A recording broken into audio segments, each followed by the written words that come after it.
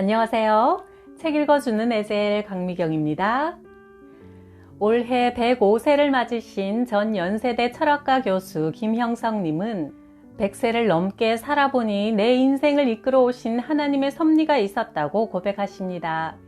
우리 행복합시다. 100세 일기 교회 밖 하나님 나라 중에서 전해드립니다. 100세를 훌쩍 넘겨 살아보니 인생 내 마음대로 사는 게 아니라 하나님의 섭리가 귀하다는 걸 느낀다. 중학생 때 기독교 신앙을 갖게 되었다. 평양 숭실전문학교 학생들을 위한 부흥회가 일주일 동안 저녁 시간에 열렸다. 그때 감리교 김창준 목사와 장로교 윤인구 목사의 설교를 들으면서 하나님 아버지와 예수 그리스도가 나와 함께 하심을 깨달았다. 그 후 오늘까지 신앙생활을 계속하고 있다. 일제로부터 해방 전날인 1945년 8월 14일 나는 25세 나이로 일본 조치대학교 철학과에 유학 중이었다. 저녁을 먹고 잠이 들어 꿈을 꾸었다. 평양 진남포 해변가에 있었는데 중학교 때부터 나를 사랑으로 키워준 숭실전문학교 학장 마우리 선교사님이 해변가에 있는 큰 창고로 나를 데려가 문을 열어주면서 보라고 했다. 창고 안에는 일본인들의 시체가 산더미같이 쌓여 있었다. 바닷물을 마셔서 퉁퉁 부른 시체들을 들춰보니 철학과 동기인 내 일본 친구들도 함께 섞여 있었다. 군에 입대한 친구들이다. 너무 놀라 꿈에서 깨어났다가 다시 잠을 청했는데 새벽녘에 또 꿈을 꾸었다. 저녁 무렵 거대하고 붉은 태양이 동쪽 산 뒤로 사라져가고 있었다. 왜 태양이 동쪽으로 지는지 놀라서 바라보았다. 아침을 먹으며 아버지에게 꿈 이야기를 했더니 이런 말씀을 하셨다. 옛날 내가 네 나이쯤이었을 때 꿈을 꾸었는데 동쪽 산 위로 작은 고무공 같은 태양들이 수없이 떠올라오더니 우리 땅에 가득 차더구나. 그리고 얼마 후 한일 합방이 되면서 일장기가 들어와 온 세상을 뒤덮었는데 꼭 꿈대로 되더구나. 오늘 네 꿈도 몹시 이상하니 일찌감치 평양으로 가서 어떤 소식이 있는지 알아보아라. 나는 곧장 평양 시내에 있는 누이 동생 집으로 갔다. 낮 12시 정각 번화가인 시청 앞에 전차가 잠시 멈췄을 때 길가에 있는 가게에서 라디오 방송이 들려왔다. 일본 천황의 목소리였다.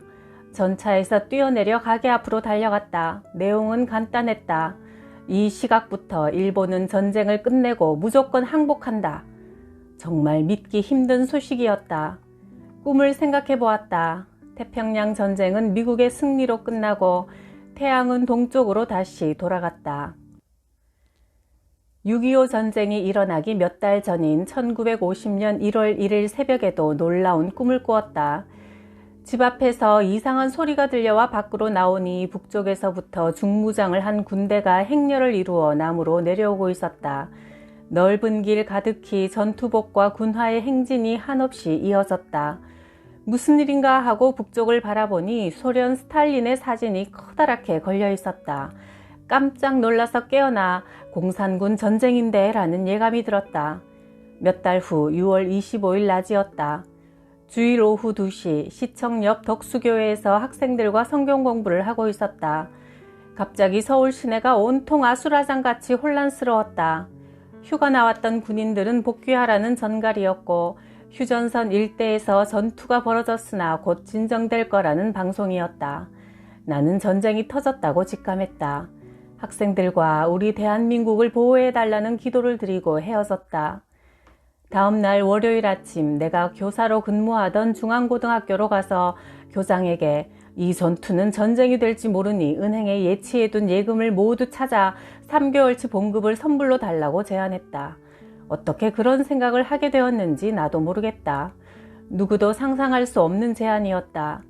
30세 젊은 교사의 제안을 받아준 교장 선생님께 지금도 감사드리는 심정이다.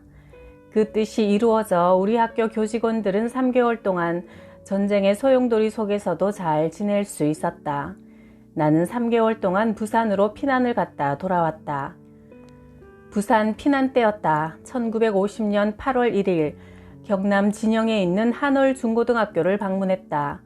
강성갑 교장 선생님은 연세대를 나와 일본에서 신학을 공부한 목사님인데 그분과 대화를 나누다가 늦게 잠들었다. 새벽에 꿈을 꾸었다. 꿈에 평양에 있는 막내 여동생이 갑자기 나타나 오빠 여기가 어디라고 오셨어요? 잠에서 깨는 대로 곧 떠나세요. 라는 말을 또렷이 남기고 사라졌다. 꿈에서 깨어나자 당황스러워 서둘러 떠나기로 했다. 새벽에 길을 나서니 강교장 사모가 놀라면서 아침이라도 먹고 가라고 권했다. 다시 기회가 생기면 찾아뵙겠습니다. 인사말을 남기고 속히 떠났다. 다음 날 조간신문에 김해 지역 양민 학살 사건이 보도되었다. 강교장을 포함한 200여 명이 친북 좌파라는 명목으로 낙동강 수산교활의 백사장에서 총살된 사건이었다. 오랜 조사와 재판 끝에 진영 경찰서장이 자신의 비리를 감추기 위해 무고한 사람들까지 처형한 것으로 알려져 사형 집행 당하는 것으로 종결되었다. 만일 그날 내가 꿈에 나타난 동생의 말을 무시하고 거기 남아 있었다면 어떻게 되었을까 회상하곤 한다. 그 급박한 상황에서 하나님이 나를 건져내신 데는 그만한 이유가 있을 거라 믿는다. 그런 사건을 겪다 보면 겸허해질 수밖에 없다. 내 인생은 내 것이 아니라는, 내 마음대로 내 뜻대로 사는 것 같지만 하나님의 섭리 아래서 움직이는 것임을 깨닫게 된다. 그래서 신앙을 가진 사람들은 역경 속에서도 희망을 잃지 않는다. 어려운 때에도 우리가 생각하지 못하는 하나님의 은혜로운 섭리가 있으리라 믿는다. 4.19 혁명이 벌어진 해 가을, 나는 연세대학교 분교 사건으로 고민하고 있었다.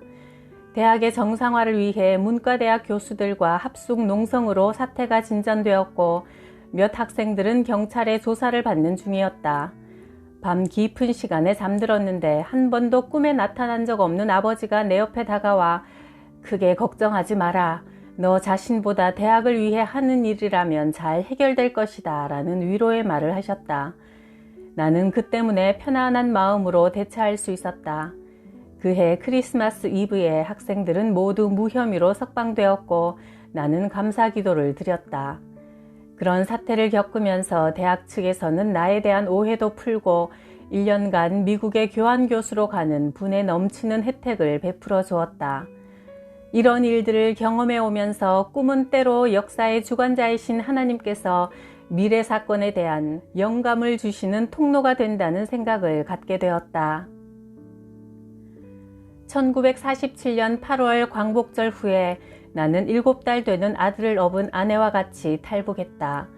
기차로 황해도 해주까지 왔는데 사건이 벌어졌다.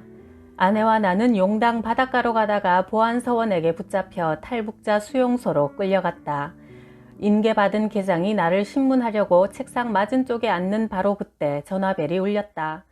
계장이 받은 통화 내용이 내 귀에까지 똑똑히 들려왔다. 오늘도 탈북하다가 잡힌 놈들 많은가?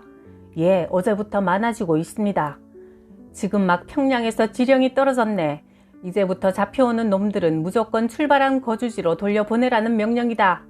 예, 알겠습니다. 기장은 내 앞자리로 돌아와 앉더니 밖에서 대기하고 있던 보안서원에게 명령했다. 자네가 이 두 사람을 데리고 기차역으로 와서 떠나는 것을 지켜보게. 나는 보안서원을 적당히 물리치고 나서 함께 교편을 잡았던 후배 선생이 준 쪽지가 떠올랐다. 그는 내가 고향을 떠나기 전 무슨 예감에서인지 혹시 필요하실지 모르겠습니다. 제 누님이 해주에 사는데 주소와 전화번호입니다. 라며 주었던 것이다.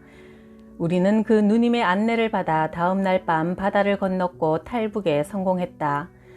이런 운명의 길을 헤쳐오면서 나는 내 인생에 하나님의 섭리가 있음을 믿게 되었다. 내가 대학생 때 일본에서 유학했는데 학생들은 태평양 전쟁에 끌려가고 한국에서 대학 다니던 학생들은 만주로 끌려가야 했다. 내 친구 안병욱 선생, 김수환 추기경도 학도병으로 끌려갔다. 당시 학생들은 전쟁의 희생양이 되어야 할 운명 앞에서 허구한 날 술을 마시며 절망했다.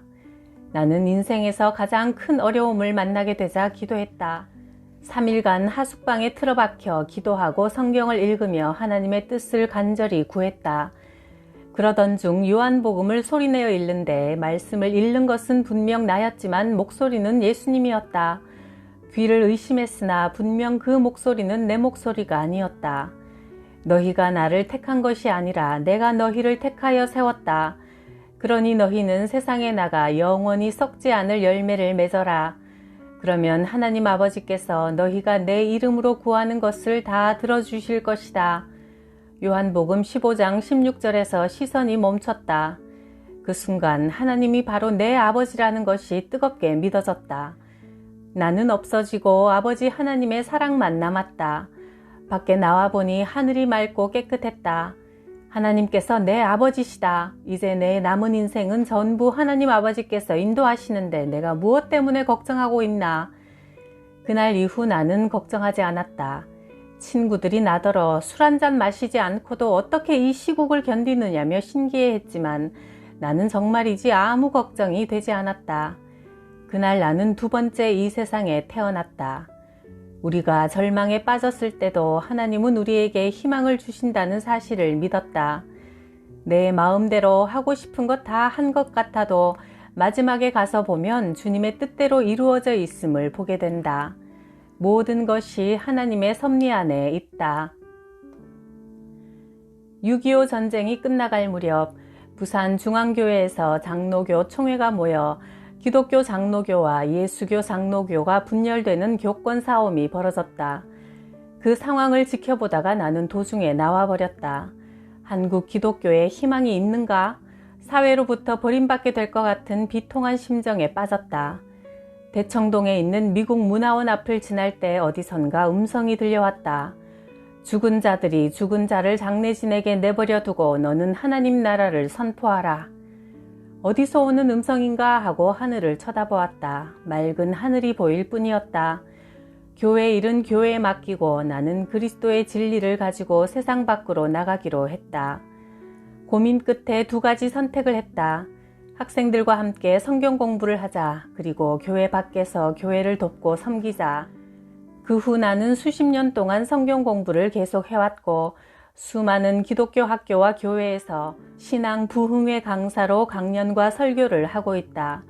미국, 캐나다, 호주 등의 한인교회 신앙 집회도 수십 년간 도왔고 세문안교회에서는 내가 유일한 평신도 부흥회 강사였다. 이런 신앙적 책임은 내가 원한 것이 아니다. 나도 모르는 동안 그런 길을 걷게 된 것이다. 이것이 하나님의 은혜의 섭리라고 믿는다. 내가 100세를 넘게 살게 될 줄은 정말 몰랐다. 사실 나는 누구보다 병약하게 태어났다. 14살 때 건강 문제로 언제 죽음이 찾아올지 모른다는 인생의 한계를 느꼈다. 가난 때문에 중학교에 진학할 길도 닫혀 있는 듯 했다. 어머니는 네가 20살까지만 사는 것을 보았으면 좋겠다 하고 말하곤 했다. 그런 내가 지금은 100세가 넘도록 지팡이도 짚지 않고 보청기도 필요 없이 건강한 몸으로 책을 내고 이틀에 한 번꼴로 자주 강연하며 오랫동안 일 제일 많이 하는 사람이 된 것은 14살에 내가 올린 기도의 응답이라 믿는다. 하나님, 저에게 건강을 주셔서 중학교에도 가고 오래 살게 해주신다면 제가 저를 위해서 일하지 않고 하나님의 일을 하겠습니다. 그래서 나는 불러주기만 하면 어디든 가서 일한다. 그것이 하나님과 한 약속이기 때문이다. 죽는 날까지 내가 가진 지식을 나누고 사회와 국가를 위해 조금이라도 도움이 되는 일을 하는 것이 나의 사명이라 믿는다. 예수님을 주인으로 받아들이면서 나는 없어지고 내 마음에 예수님이 와서 나를 이끌어 가신다. 자주 받는 질문이 있다. 100년을 넘게 살아오는 동안 언제가 가장 행복했습니까? 7년 전 충북 영동에 강연을 갔다. 청중 몇백 명이 내 강연을 경청해 주었다. 강연을 끝내고 휴게실에 있는데 70대 신사가 찾아와 인사했다. 고령에도 불구하고 저희 고장까지 방문하여 강연해 주셔서 정말 감사합니다. 생각해보면 저희가 젊었던 6, 70년대는 정말 살기가 힘들었습니다. 경제적 어려움은 견딜 수 있었으나 정신적인 방향 상실이 그렇게 힘들 줄 몰랐습니다. 그럴 때 선생님이 방송 강연을 해주셨고 책도 남겨주셔서 그 기간을 넘길 수 있었습니다. 저는 마음속으로 하나님께서 힘들어 애태우고 있는 우리 젊은 세대를 위해 선생님을 보내주셨다고 생각합니다. 선생님 정말 감사합니다. 나는 그런 인사를 받을 때마다 수고의 보람에서 오는 최고의 행복을 느낀다. 우리 인생도 내가 사는 것 같지만 하나님께서 은혜로운 섭리로 한 걸음씩 이끌어가고 계심을 믿습니다. 그 사랑 안에서 우리 행복합시다. 구독, 좋아요, 댓글로 저와 늘 동행해 주셔서 감사해요.